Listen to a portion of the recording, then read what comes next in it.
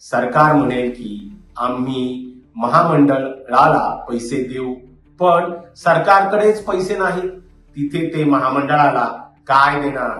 हा केवळ एका खड्ड्यातली माती काढून दुसऱ्या खड्ड्यात टाकण्याचा प्रकार आहे.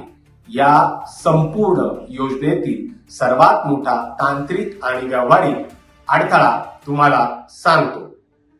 शेजारील कर्नाटक किंवा तमिळनाडूमध्ये सरकारी बसेसचे जाळे प्रचंड मोठे आहे आणि खासगी बसेसचे प्रमाण अतिशय नगण्य आहे.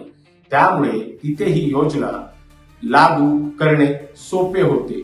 पण केरळमध्ये चित्र एकदम उलटे आहे.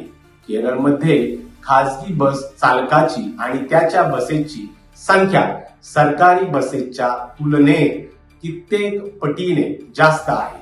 तिथल्या ग्रामीण आणि निमशहरी भागातील दळणवळणाची संपूर्ण धुरा याच खासगी वाहतुकीवर अवलंबून आहे. लाखो लोकांचा रोजगार या खासगी बसेसवर चालतो. आता विचार करा, सरकारने केवळ सरकारी बसेसमध्ये महिलांना मोफत प्रवास दिला, याचा परिणाम काय होईल?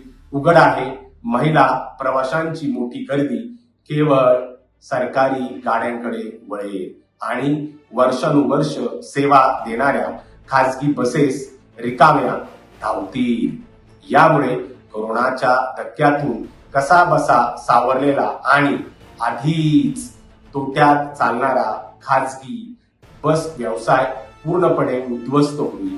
खासगी क्षेत्राला विश्वासात न घेता केवळ राजकीय ईर्षेपोटी घेतलेला हा निर्णय संपूर्ण राज्याची सार्वजनिक वाहतूक व्यवस्था कोलमडून टाकू शकतो. सर्वात महत्वाचा प्रश्न हा आहे की केरळ सारख्या राज्याला खरोखर याची गरज होती का? केरळ हे देशातील सर्वोच्च साक्षरता असलेले राज्य आहे. तिथल्या महिलांच्या सामाजिक जाणीवा अत्यंत प्रगल्भ आहेत. अशा राज्यात महिलांना खऱ्या अर्थाने सक्षम करायचे असेल तर त्यांना प्रवासाच्या तिकिटावर सवलत देण्यापेक्षा त्यांच्यासाठी रोजगारांच्या नवीन संधी निर्माण करणे जास्त गरजेचे आहे. राज्यातील उद्योगधंद्याची घसरण थांबवणे, नवीन इन्व्हेस्टमेंट आणणे आणि ब्रेन ड्रेन थांबवणे ही काळाची गरज आहे. पण मित्रांनो, दीर्घकालीन विकासाचे प्रकल्प राबवण्यासाठी विजन लागते, मेहनत लागते. त्यापेक्षा सरकारी तिजोरीतून दरमहा मोफत तिकीट फाडणे राजकीय दृष्ट्या नेहमीच सोयीचे आणि फायद्याचे ठरते. 4.25 लाख कोटीचे कर्ज डोक्यावर घेऊन नाचणारे केरळचे नवे सरकार आज भलेही आम्ही दिलेला शब्द पाळला असा ढोल वाजवू शकते. पहिल्या काही दिवसात या निर्णयांचे मोठे स्वागतही होईल, पण जेव्हा काही महिन्यांनी सरकारी बसेसमध्ये डिझेल भरायला पैसे नसतील, जेव्हा महामंडळांचे कर्मचारी पगारासाठी संपावर जातील आणि जेव्हा खासगी बसेस बंद पडून गावागावातील वाहतूक ठप्प होईल, तेव्हा या मोफत प्रवासाचा खरा फटका याच महिलांना आणि सर्वसामान्य जनतेला सोसावा लागेल. हा निर्णय म्हणजे अर्थशास्त्राच्या कठोर नियमांना दिलेले उघड आव्हान आहे.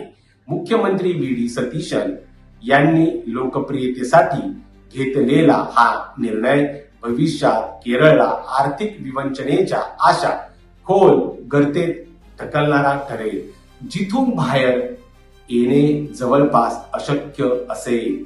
तुम्हाला काय वाटते? निवडणुका जिंकण्यासाठी राज्याच्या अर्थव्यवस्थेशी खेळणे कितपत योग्य आहे? मोफत योजना आणि आर्थिक शिस्त यावर तुमचे मत मला खाली कमेंट मध्ये नक्की सांगा. हा व्हिडिओ तुम्हाला माहितीपूर्ण आणि विचार करायला लावणारा वाटला असेल तर व्हिडिओला लाईक नक्की करा. आपल्या मित्रांसोबत आणि परिवारासोबत शेअर करा आणि अशाच अभ्यासू आणि परखड विश्लेषणासाठी आपल्या चॅनलला सबस्क्राईब करायला विसरू नका. धन्यवाद. दैनिक राज्य लोकतंत्र. भेटूया पुढच्या व्हिडिओमध्ये.